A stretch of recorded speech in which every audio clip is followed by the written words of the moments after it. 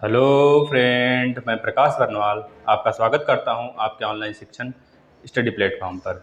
जैसा कि दोस्त आपको पता है, आपका एग्ज़ाम डेट भी आ चुका है एनटीपीसी का। इसी तरह ग्रुप डी का भी आ जाएगा।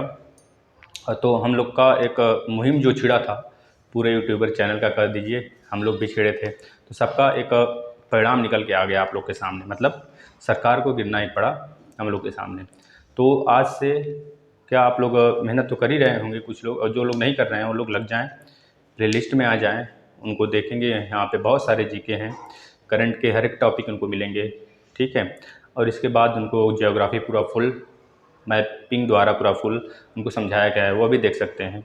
हम लोग मैथ स्टार्ट किए हैं इस चैनल में, इस पीरियड में हम लोग मैथ स्टार्ट किए हुए हैं। मैथ में हम लोग एरिया वाइज क्षेत्रमिति पढ़ रहे हैं, जिसमें कि हम लोग पॉलीगॉन के बारे में कुछ चीज़ें जानी थी कल, ठीक है। इसके बाद हम लोग आज स्टार्ट करेंगे पॉलीगॉन का एरिया कैसे निकालते हैं, इसको देखेंगे। फिर उसके बाद सर्कल के बारे में बात करेंगे, जो कि बिल्कुल बेसिक से होगा। आज लगभग अगर पैरामीटर के बारे में पूरा सीख जाते हैं सर्कल के, तो नेक्स्ट क्लास से हम लोग एरिया के बारे में डिस्कस करेंगे। मतलब कि हर एक चीज़ मेंसुरेशन अगर आप यहाँ से पढ़ लेते हैं तो आप कहेंगे अपने आप को, हाँ हम कुछ पढ़े हैं, कोई सॉलिड चीज़ पढ़े हैं। लेकिन बीच बीच में थोड़ा सा बहुत लोग होंगे जो कि बेसिक पढ़ लिए होंगे, तो उन लोग को बहुत सारी चीज़ें आते होंगे। लेकिन हमारा यह मुहिम है सबको एक साथ लेकर चलना। जो भी लोग चैनल से बने हुए हैं सबको समझ में आना चाहिए। अब ऐसा तो है नहीं कि जो लोग पढ़ के आए हैं उनके लिए अच्छे क्वेश्चन ही डायरेक्ट स्टार्ट कर दिया जाए, तो ऐसा भी नहीं हो सकता ना, क्योंकि सबको साथ लेके चलना है। हमारी अगर हम कहेंगे, अगर वो लोग देखना चाहते हैं जो लोग पढ़े हैं, तो एक बार उनका बेसिक अच्छे से फिर से क्लियर हो जाएगा। ठीक है दोस्त, तो स्टार्ट करते हैं। हम लोग आज रेगुलर पॉलीगॉन का एरिया कैसे निकालते हैं इसके बारे में देखते हैं। जैसा कि हम लोग पेरीमीटर वगैरह कैसे निकालते हैं इसके बारे में जान लिए थे। तो अगर हम लोग एक खटभुज बनाते हैं दोस्त, देखिएगा आप लोग, ये भी एक तो रेगुलर पॉलीगॉन ही है। खटभुज बनाते हैं, 6 भुजा बनाते हैं, जिसकी साइड सब ए हैं, सबकी साइड ए है। अगर हम बोले इसका एरिया बताइए, तो डायरेक्ट आप लोग एरिया का फार्मूला याद रखिएगा, एरिया ऑफ, इसका भी कोई सेंटर भी तो होगा, इसका इस पॉलीगॉन का कोई सेंटर भी होगा। तो मान लेते हैं इस सेंटर को ओ मान लेते हैं, है ना, ओ मान लेते हैं। तो अगर बोला जाए एरिया बताइए, तो एरिया आप डायरेक्ट लिखेंगे एरिया ऑफ खटभुज या फिर पॉलीगॉन, जो भी रहेगा खटभुज। अगर 6 भुजा वाला है तो खटभुज लिख देंगे, 8 भुजा वाला है तो 8 भुज लिख देंगे। बस इसका अगर एरिया निकाला जाए तो एरिया का फार्मूला होता है 1/2, 1/2 इंटू पॉलीगॉन का परिमाप। जो पॉलीगॉन है इसका परिमाप क्या है,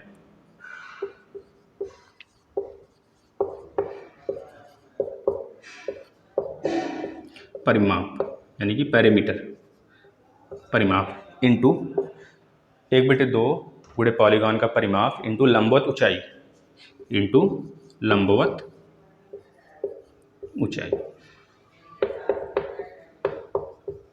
जैसा कि यह पूरा चीज़ हम आपको ट्रायंगल में क्लियर करेंगे, आप लोग बस पढ़ते चलें इसको। अगर लंबवत ऊंचाई की बात करें, तो लंबवत ऊंचाई इसका यहाँ से किसी भी साइड से एक लंबवत लाइन हम खींच दें, वही उसकी लंबवत ऊंचाई हो जाएगी, ठीक है। पॉलीगॉन जैसे अगर हम इसको ऐसे मिला दें, यह वाला कंडीशन ऐसे मिला दें, तो यह भी ए हो जाएगा। क्योंकि आपको पता है, आप पढ़े होंगे, इसमें ऐसा त्रिभुज जिसके तीनों साइड इक्वल होते हैं, तो उसकी हाइट कैसे निकालते हैं। तो हम यहाँ पे एक छोटी सी चीज़ बता देते हैं आप लोग को। यहाँ पे अगर आपको खटभुज का एरिया निकालना हो, पॉलीगॉन खटभुज का एरिया निकालना हो, तो आप लोग क्या करेंगे, 1/2 इंटू √3/4, √3/4 इंटू √3/2 हो जाएगा, √3/2 इंटू a²। अब हमको खटभुज का निकालना है तो गुणे 6 कर देंगे। अब ध्यान से देखेंगे, जब हम लोग इसका लंबवत ऊंचाई निकालेंगे तो कितना आएगा, लंबवत ऊंचाई इसका आ जाएगा √3/2 इंटू ए, ठीक है। और यह इसका परिमाप जो भुजा आएगा, भुजा इसका ए है, भुजा हो जाएगा ए, और 6 साइड हैं, मतलब कि परिमाप 6 हो गया ना, 6a। अगर इस ए को हटा दें यहाँ से तो 6a इसका परिमाप हो गया, पॉलीगॉन का परिमाप। तो 6a हो गया इंटू 1/2 इंटू इसका लंबवत ऊंचाई √3/2 इंटू ए। इस तरह डायरेक्ट हम निकाल सकते हैं। यह चीज़ आपको ट्रायंगल में हम बताएंगे पूरा अच्छे से। अगर आप लोग निकालना चाहते हैं इस खटभुज का एरिया, तो इस फार्मूले पर रख के निकाल सकते हैं। यह आपका लंबवत ऊंचाई हो गया इसका, और 1/2 इंटू 6a, इस पूरे का एरिया निकल जाएगा। इसको, इस पूरे टॉपिक को हम क्लियर करेंगे ट्रायंगल में आपके, ठीक है ना। अगर एक और विधि बताएं आपको एरिया निकालने का, तो उसको भी देखिएगा। एक और रूल है जिससे हम पॉलीगॉन का एरिया फाइंड कर सकते हैं। ध्यान से देखेंगे आप लोग, n/4, ध्यान से देखिएगा, n/4 n/4 a square cot pi upon n, a square into cot pi upon n। जो यहाँ पे n है, यहाँ पे जो n है भुजाओं की संख्या है, नंबर ऑफ साइड्स। n का मतलब क्या हो गया, नंबर ऑफ साइड, ठीक है। और जो यहाँ पे a है दोस्त, इसका मतलब हो जाएगा भुजा। a का मतलब क्या हो गया, भुजा, साइड। यहाँ पे नंबर ऑफ साइड मतलब 6 हो गया, और भुजा मतलब, भुजा का अगर यहाँ पे 2 दिया है भुजा तो 2 हो जाएगा, 3 दिया है तो 3 हो जाएगा, 4 दिया है तो 4 हो जाएगा, इस तरह a दिया है तो a हो जाएगा भुजा, है ना। और पाई आपको पता है कांस्टेंट है, तो यहाँ पे पाई हो जाएगा, पाई की वैल्यू 180। जैसे कि आपको पता है 180 यहाँ पे रखेंगे और यहाँ पे साइड रखेंगे, जितना नंबर ऑफ साइड है यहाँ पे a की वैल्यू रख के हम लोग 2 फार्मूला से इसका वैल्यू फाइंड कर सकते हैं, ठीक है। चलिए आप लोग नोट कर लीजिए फार्मूला, दोनों फार्मूला नोट करिए।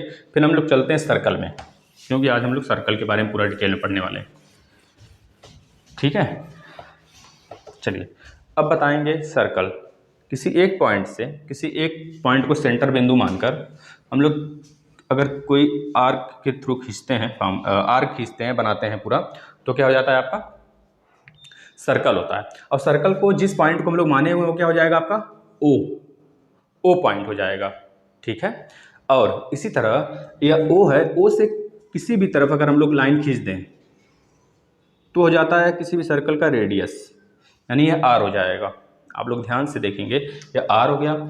यही आर बोला जाता है डायमीटर, इसका क्या होता है, तो डायमीटर आपका हो जाएगा d = 2r, मतलब कि पूरा यह डायमीटर होगा इस सर्कल का, इस पूरा यह डायमीटर, यह r है, इस तरह यह r, मतलब कि d = 2r, d = 2r। आप लोग याद रखेंगे इसको।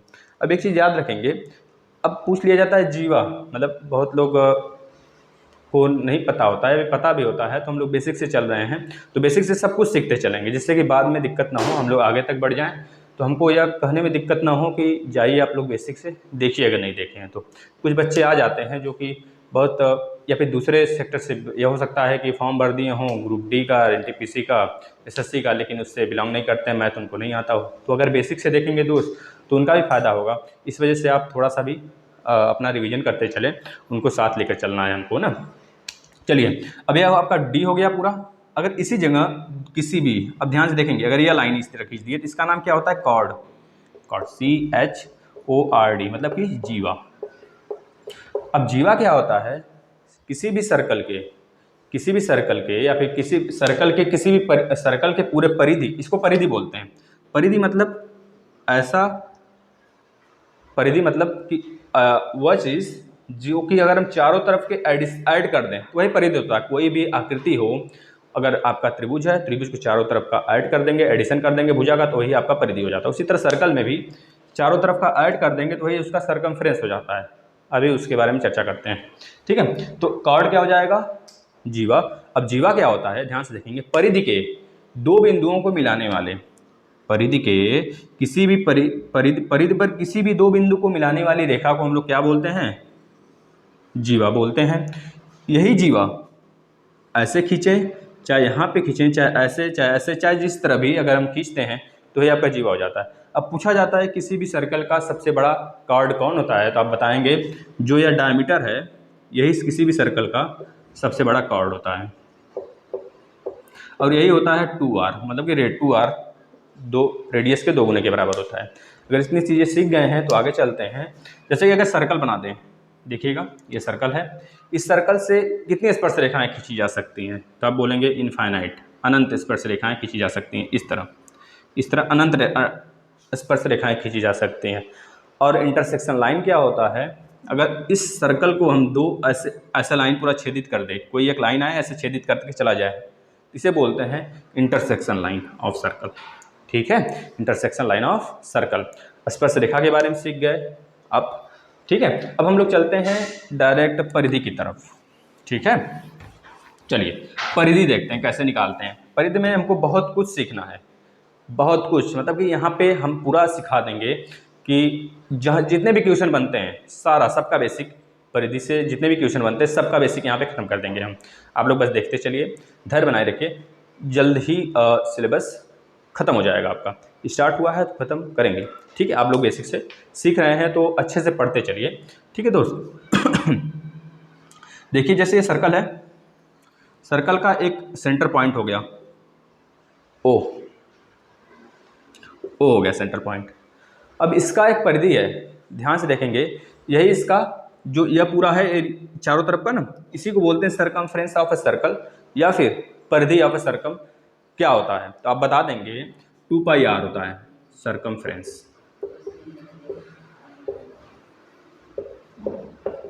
सरकमफ्रेंस कितना हो जाएगा 2πr हो जाएगा, मतलब कि परिधि, परिधि मतलब चारों तरफ का जोड़, ठीक है। तो ये हो गया आपका 2πr। अब यहाँ से देख रहे हैं आप ये चीज़, ये इसका सेंटर पॉइंट है। अगर हम बोलें, मान लीजिए जो पहिए का आविष्कार किए होंगे साइंटिस्ट, जिन्होंने भी पहिए का आविष्कार किया, वह यह सोच के किया होगा कि हम सर्कल की आकृति का बनाते हैं एक पहिया। तो उन्होंने यह भी सोचा होगा कि जब यह सर्कल इस सेंटर से आगे बढ़ेगा, यहाँ पे आ गया, यह वाला पॉइंट इसका यहाँ पे आ गया और यह वाला पॉइंट इसका यहाँ पे आ गया, तो इसको कुछ डिस्टेंस दिया होगा, वही डिस्टेंस दिया होगा। यह पूरा यहाँ से स्टार्ट हुआ, यह पूरा घूम के यहाँ पे आ गया, मतलब कि यह पूरा डिस्टेंस आपका कितने के बराबर हो गया 2πr के बराबर हो गया। हमारे कहने का मतलब यह हुआ किसी भी सर्कल को, किसी भी पहिए के आकृति को एक चक्कर, मतलब आप साइकिल चलाते हैं, साइकिल में पहिया लगा होता है, और स्कूटी कुछ भी चलाते हो आप, गाड़ी वगैरह चलाते हैं, उसमें पहिए लगे होते हैं, पहिए सर्कल के ही आकार के होते हैं। तो अगर वह एक चक्कर पूरा करते हैं अपना तो 2πr के बराबर होंगे। तो हमारे कहने का मतलब यह हो गया दोस्त कि कोई भी सर्कल को एक चक्कर पूरा करने में कितना दूरी तय करना पड़ता है, तो आप बताएंगे d = 2πr। मतलब ये पूरा डिस्टेंस हो गया है, एक चक्कर तय करने में, किसी भी सर्कल का एक चक्कर तय करने में उसको कितना दूरी तय करना पड़ेगा 2πr डिस्टेंस। यह हो गया डिस्टेंस यहाँ के यहाँ तक का, यहाँ से यहाँ तक का। अब आप लोग एक चीज़ और जानते होंगे कि यही अगर यहाँ पे हम एंगल बना दें तो 360 डिग्री, यह 360 डिग्री है ना, पूरा यह 360 डिग्री है। अब यही 360 डिग्री के बराबर, मतलब कि पूरा 360 डिग्री एंगल पहियों को चलने में तय की गई कितनी दूरी होगी, तो आप बता देंगे 2πr होगा। किसी भी सर्कल को, किसी भी पहिए को 360 डिग्री एंगल चलने में, 360 डिग्री एंगल वाले पहिए को चलने में तय की गई दूरी कितनी होगी, तो आप बता देंगे 2πr होगा, क्योंकि उसकी परिधि तो होगा एक चक्कर। अगर 2 चक्कर चल रहा है तो 2 का गुणा, 3 चक्कर चल रहा है तो 3 का गुणा। अभी सब आगे डिस्कस करते हैं। यही तो इसका सरफेस भी तो है, या फिर सरफेस, सरकमफ्रेंस ना बोल के सरफेस भी बोल सकता है।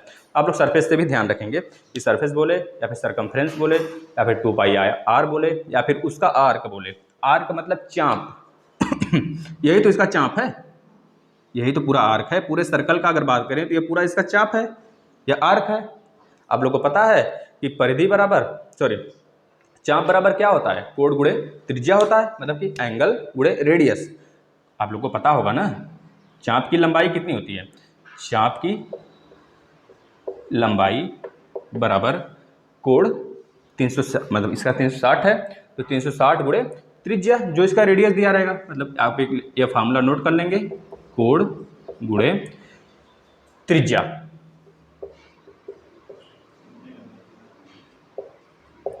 ठीक है, इसको आप लोग नोट करिए फटाक से। फिर आगे चलते हैं, हाफ सर्कल की बात करते। अब मज़ा आने वाला है, ध्यान से सुनते चलेंगे। बस मेन फार्मूला याद रखेंगे, पूरे सर्कल का मेन फार्मूला कितना हो गया 2πr। ठीक है, तो अब आगे देखेंगे। अगर हम इसी जगह हाफ सर्कल बना दें, ध्यान से देखेंगे आप, हाफ सर्कल बना दें ऐसे। अब आप बताइए इस सर्कल का आर्क क्या होगा। पहले तो यह बताएंगे आर्क क्या होगा, यानी कि चाप, और दूसरा यह बताएंगे कि परिधि क्या होगा, मतलब कि सरकमफ्रेंस क्या होगा, परिधि। इस सर्कल का परिधि और चाप दोनों आप बताइए। अगर चाप की बात करेंगे तो सरकमफ्रेंस ये जो आया है यही तो पूरे फुल सर्कल का आर्क था। देखिए ये पूरा चाप ही है, ये चाप के बराबर है पूरे 360 डिग्री के एंगल की। अगर इसको सेंटर मान लें तो उसके चारों तरफ घूमेंगे तो 360 डिग्री बनेगा, उसी का यह आर्क है ये पूरा। अगर आर्क की बात करता है हाफ सर्कल का, तो पहले पूरा सर्कल का 2πr, तो हाफ सर्कल का कितना हो जाएगा, अगर ये सेंटर है तो 180। मतलब अगर बोला जाए 180/360, 360 का 180 मतलब दूसरा भाग है, इतना समझ के रखेंगे। पूरे सर्कल का दूसरा भाग है, जैसे हम लोग बचपन में पढ़ते थे ना कि एक 4 भाग है, उसमें 4 भाइयों को देना है, तो कितना कितना मिलेगा, तो 1/4वां भाग मिलेगा। उसी तरह एक सर्कल का ये कितना भाग है, तो 1/2वां भाग है, मतलब 180/360, पूरे 360 का 180 अगर निकालेंगे, 180/360 करेंगे तो 1/2वां भाग आएगा। तो बस इसी तरह अब यहाँ पे टोटल आर्क कितना था हमारा, 2πr था।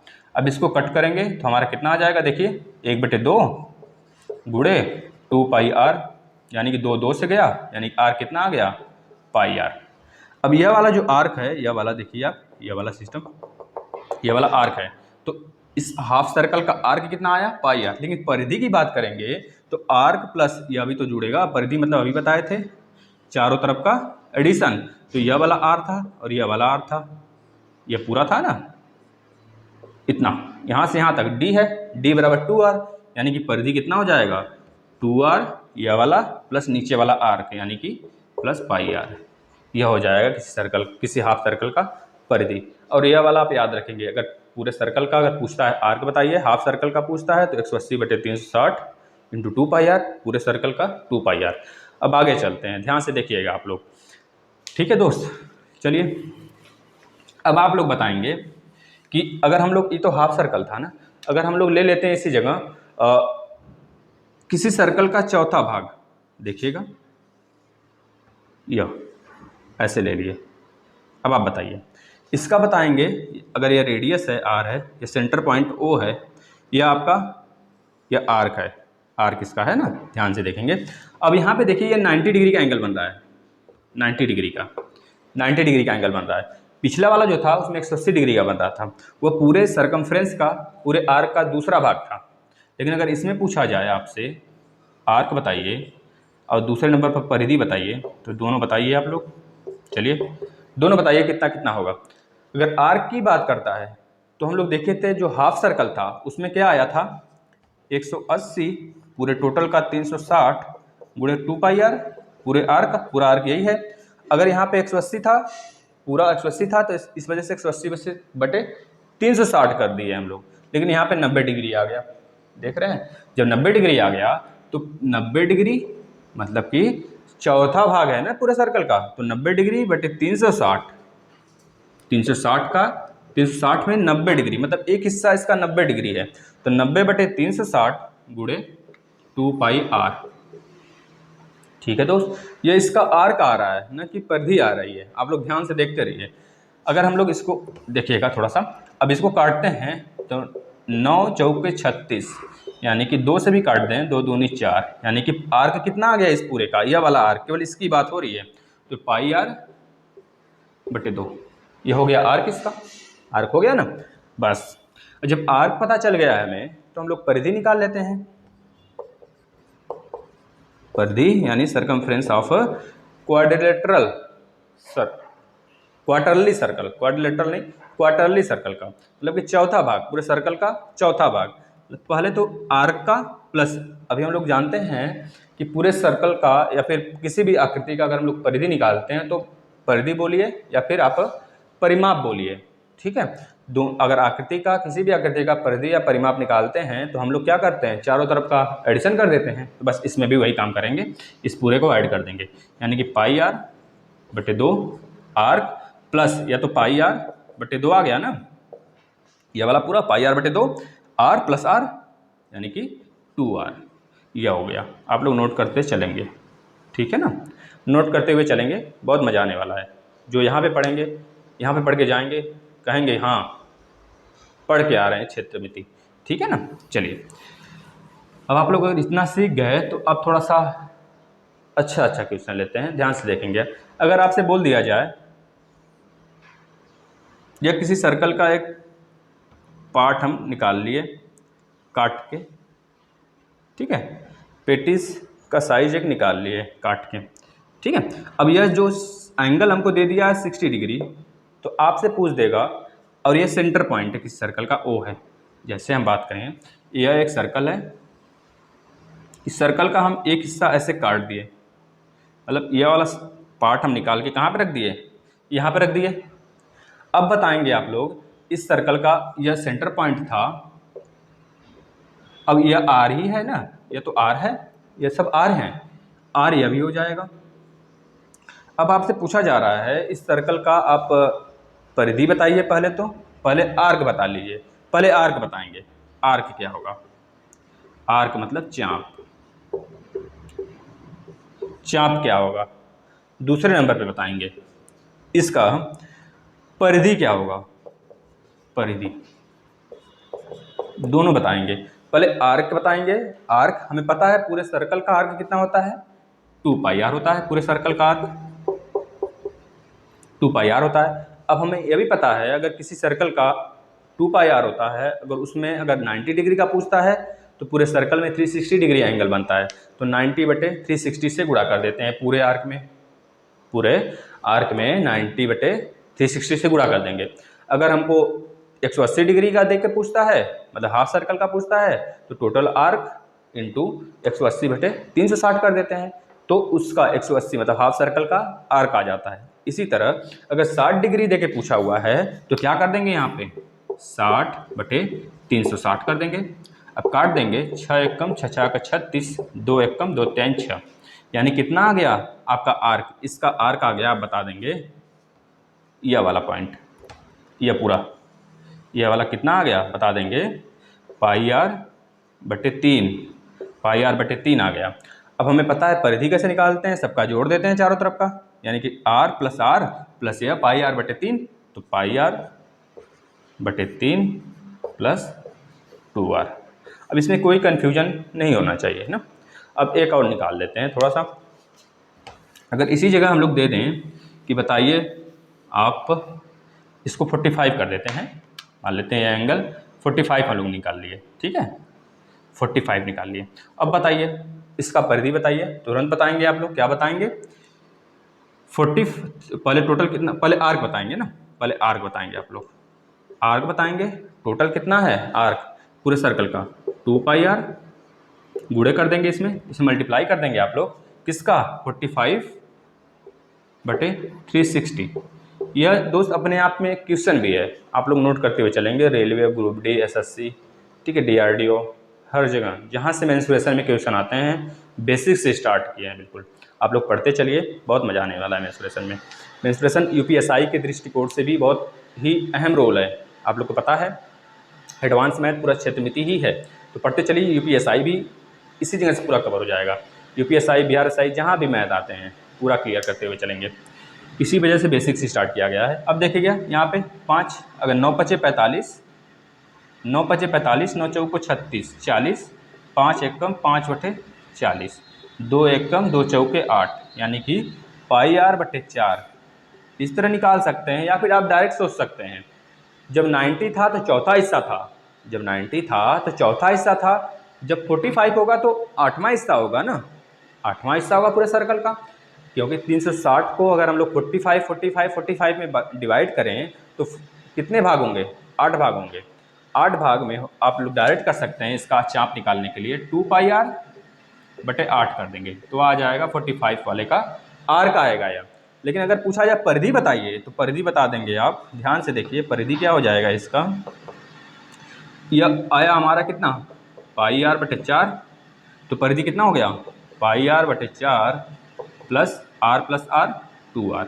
इसको आप लोग नोट करेंगे, ध्यान से करते चलिए आप लोग, मज़ा आने वाला है बहुत ज़्यादा। चलिएगा, अगर इतनी सारी चीज़ें क्लियर हैं, वैसे तो एरिया के बारे में नेक्स्ट में बात करेंगे, एरिया भी बहुत अच्छे समझ में आएगा। अब आप लोग बताएंगे अगर हम दे दें, अगर पाई की वैल्यू कितनी है 22/7 हो, पाई की वैल्यू 22/7 है और r अगर रेडियस 7 है, तो हम लोग जानते हैं किसी भी सर्कल का सरकमफ्रेंस कितना आ जाएगा, कितना होता है 2πr होता है। तो सरकमफ्रेंस कितना आ जाएगा इसका, 2 × 22/7